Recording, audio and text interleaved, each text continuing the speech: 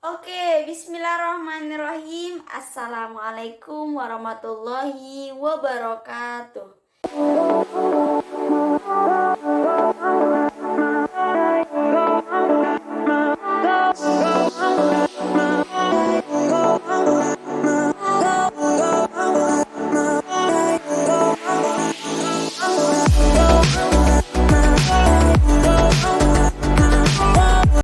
Ini saya Ayu Salwa Nadia Tenaga, Prodi PBA semester 3, Win Sunan Kalijaga. Di sini saya akan meresensi buku yang berjudul Filsafat Pendidikan Islam karangan Dr. Andes Muhammad As-Said MPDI. Bisa dilihat? Nah, resensi buku kali ini, langkah pertama kita harus mengerti identitas buku tersebut yang berjudul Filsafat Pendidikan Islam, pengarang Dr. Andes Muhammad As-Said MPDI. Nah, diterbitkan oleh Mitra Pustaka, tahun terbit 2011, tebal halaman 193 halaman. Kenal biografi penulis buku Filsafat Pendidikan Islam, yaitu Dr. Andes Muhammad As-Said MPDI. Beliau dilahirkan di Indonesia, di Kabupaten Hulu Sungai Selatan, Provinsi Kalimantan Selatan pada tanggal 18/1945. Beliau berpendidikan tinggi, sarjana program studi pemikiran pendidikan Islam. Nah, salah satu karyanya yaitu buku ini, buku Filsafat Pendidikan Islam. Oke, langkah kedua yaitu sinopsis buku. Di buku ini menjelaskan bahwa filsafat berasal dari dua patah kata yang berasal dari bahasa Yunani, yaitu filosof dan sophia. Secara etimologis, filosof ini berarti cinta, sedangkan sophia berarti kebijaksanaan. Jadi pengertian filsafat menurut bahasa yaitu cinta terhadap kebijaksanaan.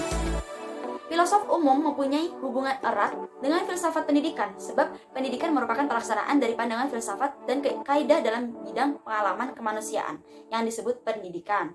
Salah satu permasalahan filsafat dan pendidikan itu adalah mengenai arti dan tujuan manusia, yakni arti dan tujuan kehidupan manusia tersebut. Filsafat pendidikan Islam berpijak pada Al-Quran, salah satunya dalam surat Ibrahim ayat 24-25. Adapun beberapa aliran filsafat pendidikan menurut Bakar yang dijelaskan dalam buku tersebut, yaitu ada aliran esensialisme, premensialisme, progresialisme, dan rekonstruksi nosialisme. Adapun tokoh-tokoh dan beberapa pemikiran pembaharuan dalam pendidikan Islam telah dijelaskan di buku ini. Salah satunya ada Waliullah Ad-Dalawi, ada Sir Sayyid Ahmad, pendiri Aligarh University, ada Iqbal dan konsepnya. Waliullah Ad-Dalawi merupakan salah satu tokoh sejarah kemanusiaan yang berusaha meluruskan kesesatan berpikir dan memperbaiki sistematika dan menengahkan metode-metode yang tepat. Tokoh yang kedua yang dijelaskan di buku ini yaitu Sir Sayyid Ahmad, pendiri Aligarh University-nya sendiri. Di mana seorang tokoh tersebut selalu dikenal sepanjang masa dari kerajaan Mughal yang besar. Yang ketiga, tokoh yang ketiga ini yaitu Iqbal dan konsep individualismenya. Menjelaskan tentang tokoh yang kedua, Sir Sayyid Ahmad, pendiri Aligarh University sendiri ini, beliau mempunyai kepercayaan dalam pemikiran agama pada aspek teologinya, di mana beliau percaya pada kebebasan dan kemerdekaan manusia dalam menentukan kehendak dan melakukan perbuatannya. Oke.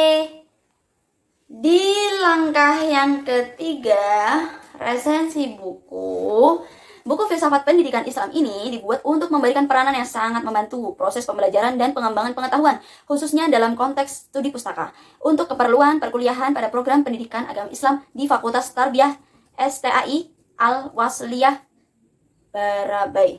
Fakultas Tarbiyah STAI Al-Wasliyah Barabai. Di samping itu, adanya buku ini sebagai pengembangan pemikiran pengetahuan, moral, keilmuan, dan lainnya oleh Fakultas Tarbiyah STAI Al-Wasliyah dalam upaya merealisasikan visi dan misinya ke depan. Dalam buku ini dijelaskan bahwa penulis berharap dengan diterbitkannya buku ini dapat meringankan para mahasiswa dari kesulitan-kesulitan mempelajari mata kuliah filsafat pendidikan Islam itu sendiri, dan sekaligus dapat melaksanakan fungsi dan kegunaannya dengan tepat dan benar. Oke, buku ini mencakup beberapa bab. Ada 8 bab di buku ini. Bab yang pertama menjelaskan tentang arti, dasar, dan tujuan filsafat pendidikan Islam serta metode-metode mempelajarinya. Nah, bab yang kedua menjelaskan tentang peranan filsafat pendidikan itu sendiri dalam pendidikan dan keistimewaannya. Bab yang ketiga menjelaskan tentang kepribadian Islam dan cara-cara pembentukannya.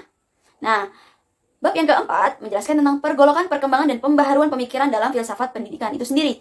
Bab yang kelima menjelaskan tentang beberapa aliran filsafat pendidikan dan tujuan-tujuan pendidikan yang telah disebutkan di awal, menjelaskan tentang aliran esensialisme, aliran prenensialisme, progresialisme, rekonstruksialisme, dan lainnya. Nah, selanjutnya di bab ke-6 itu menjelaskan tentang problematika pengembangan pemikiran pendidikan Islam. Di bab 7 pendidikan menjelaskan tentang pendidikan Islam dan subsistem pendidikan Islam. Nah, dan bab yang terakhir di buku ini menjelaskan tentang tokoh-tokoh dan beberapa pemikiran pembaharuan dalam pendidikan Islam. Nah, adapun di buku ini, kelebihan dari buku ini yaitu buku ini dapat menjelaskan dan memaparkan tentang filsafat pendidikan dengan secara luas. Buku ini disajikan dengan bahasa yang sederhana dan mudah dimengerti, sehingga mahasiswa-mahasiswa atau siswa atau calon pembaca atau yang membaca ini pun bisa belajar sendiri di rumah dengan mudah. Topik-topik yang disajikan pun berkaitan dengan filsafat pendidikan. Nah, langkah yang terakhir ini adanya kelebihan dan kekurangan. Tadi sudah disebutkan kelebihan dari buku ini, lalu adapun kekurangannya dalam buku ini. Buku ini, setelah saya baca dari buku ini, dari bagian covernya pun menurut saya kurang menarik. Sehingga kurang membuat orang itu tertarik dengan untuk memilih buku ini untuk dibaca. Karena mungkin dari segi warnanya ataupun dari segi desain covernya itu menurut saya kurang menarik. Dan dari segi judul, kurang spesifik dan kurang kreatif sehingga kurang bisa memikat calon pembaca buku ini. Coba dilihat judulnya yang berjudul buku yang berjudul Filsafat Pendidikan Islam.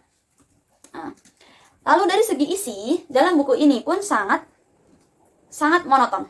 Tampilannya itu hitam putih polos tanpa ada warna ataupun gambar-gambar di dalam buku ini ya.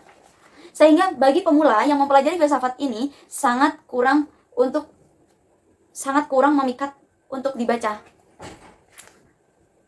Dari segi isi, dalam buku ini sangat monoton. Tampilannya hitam putih polos, tidak ada warna ataupun gambar. Sehingga bagi pemula yang mempelajari buku ini, itu sangat kurang memikat. Oke, cukup sekian rentetan resensi buku dari saya. Buku Filsafat Pendidikan karangan Dr. Andes Muhammad As-Said MPDI. Kurang lebihnya mohon maaf.